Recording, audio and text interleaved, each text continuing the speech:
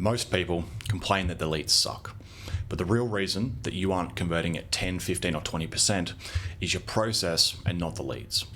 My name is James Lewis, CEO of Whiteboarder Investments at BizLeads. We've worked with hundreds of companies in the pay-per-lead space in finance to generate them leads. And we've also worked with, I would say, approximately 80, 90 companies in improving their sales process so they can get a 10, 15 and 20% lead to conversion rate. And I'm talking from a raw lead to a settled deal in financial services for insurance, mortgages, business loans, everything like that. And today we're going to cover some of the three most important things of how to take your existing leads that are converting at 5, 6, 7, 10, even 15%, and just adding a few more things that increase it dramatically. So let's jump right in. So how to convert over 20% of your leads. The first thing that the headline implies is 20%. Now that's how you should be thinking about it. Don't think you're going to be converting at 10, think you're going to be converting at 20, because the mindset you'll be in for converting at 20% of your leads is going to be way better than if you're just trying to hit 10%. So just keep that in mind to start off. Now, Section 1, the lead quality starts with knowing your ideal client. So I'm going to cover some information and then we're going to go over actually the application to it. So basically, problem obviously, you're generating or buying leads that were never a good fit to begin with. So you're getting leads right now that aren't the exact kind of customer that you believe your business should be servicing, and also that doesn't actually best suit your business. So you basically need to define your client and basically have very, very good filters in terms of not so much like you're filtering for people only making $1 million a year or anything like that, but you need to make sure you have it very clearly what it actually is. So tactical breakdown of how you actually do this, okay, is you define the perfect client profile, okay? So let's give an example of our business, for example. So we ideally, let's say our biz launch side of the business, which is basically where we run the ads essentially for, as just an overall breakdown for other businesses. So income or revenue levels. So we work with companies exclusively doing over, for example, $50,000 a month. And industry, we're working with specifically finance brokers. So basically, you need to define your client breakdown. Now, a mortgage example would be, I only work with minimum people who do $6,000 a month because I'm very good at these type of first-time home buyer home loans. And then basically, you go specific kinds of income and everything like that, and you have that as like a one-pager. So a one-page doc, a Google Doc, that you or the rest of your team can look at whenever they are in question of it. And you drill this every single week. So it's like perfect. If they say under your minimums of what you know you need to filter for, like it's just not the best fit for a client. So then you need to come up with ways that you actually exit the conversation very nicely or refer them on so they can still be helped. Because I'm sorry, like you're not here to help everyone, like you're here to grow a successful, profitable business. So basically, if you're then running your own ads as well, make sure you call out who it's actually for, and basically as an agency or whoever's running your business ads, you want to make sure that's very, very clear. So these specific traits are being called out inside of the ads. So section 2 is speed to lead. Now, I think people don't really understand how important this section is. This needs to be like the number one thing in digital lead generation. Like you need processes that allow you within business hours to contact leads within 5 minutes of like calling them, to be on the phone with them, okay? It is like, it's getting more and more important. Have you ever heard the people who you get to them 8 hours, 12 hours, 24 hours later, and it's the next day, and they tell you, yeah, so, I inquired, but I'm just not looking for any more information, or I'm not really interested in this anymore. And that just comes through time and time again of people like that. And basically all they just like, they don't give you the time. So they don't give you the time to actually speak to them. They're like, oh, I'm busy, or I'm not available, or they just don't pick up the phone. That's because when they look at that number and you send them text messages, they're already cold. Like, just remember, there's a lot of attribution to attribute to the actual speed to lead that people probably aren't attributing. So use automation to respond with SMS plus email confirmation, trigger Slack or CRM alerts for reps, and first contact basically within business hours should be immediately, okay?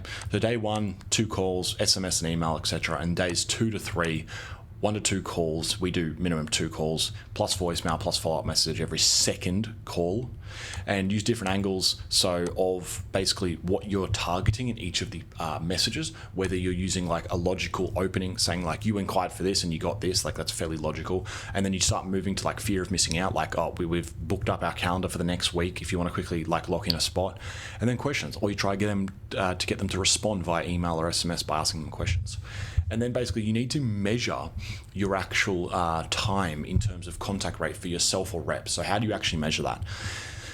The way we do is you pull it from your CRM when it actually happens. So when you, for example, complete a call or drag it to the next CRM stage, that's when we track it. So we have basically we pull it out into a spreadsheet and we go from there. And if you're not tracking how fast you move, like literally tracking is the most important thing. Okay, it is more important than probably doing the actual thing, because if you're not tracking it and actually having then the next stage of tracking it, which is then improving it week on week, there's no point of even starting it. So speed alone can lift conversion rates 30 to 50%. The speed of the process equals the speed of the profit, okay?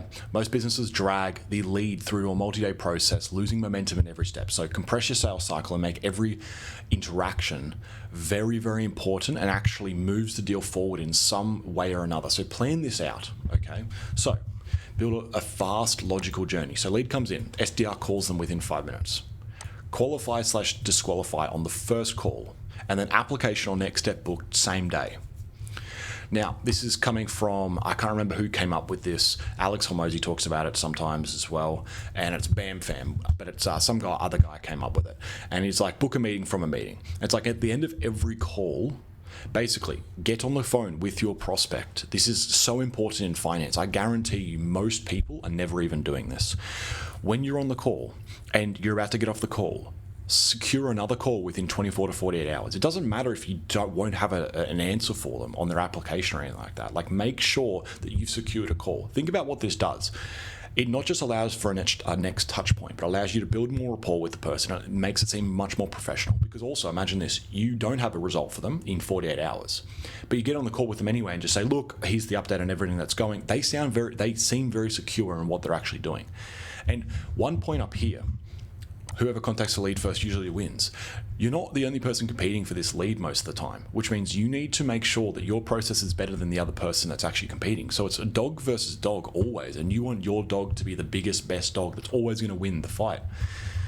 And then track speed metrics end to end. So lead to first contact, obviously, application to outcome, and any delay. So for example, let's say you start tracking, and it's not even about, this part is less about tracking. It's more like, if you obviously want to track it, but you just want to make sure you do this first and basically build, like, and your team knows the process of each person. Meaning, I'll give an example. Mortgage, for example. You basically start off, you get a lead. Within 5 minutes, the lead's called, which means they're on the phone or they're into the dial process. So you know where they go. Now, the moment they pick up the phone, what's the next steps? You go straight into this script, which then is basically meant to qualify/disqualify them. So when you qualify and or disqualify them, well, not and or disqualify them, you then go to the next thing. So if you disqualify them, you then move to this. If you qualify them and they are actually qualified, you move to collecting an application. And then an application needs to be done in X period of time. Like, that's the benchmark. You need to contact them in this time. You need to disqualify them first call, and then you need to get them into an application within this time. And you should be able to look back on all of your numbers and all of the business history and say, okay, perfect. I've got every application I've done was done on that first call or that second call or that third call, and every person that didn't go to the third call never became an application, or only 10% of people did. Like, you need to know that, because you need to have a very good process for you to follow and also people to follow, so you know when people are dropping off and when people are actually staying on and actually completing the full service. So again, let's recap.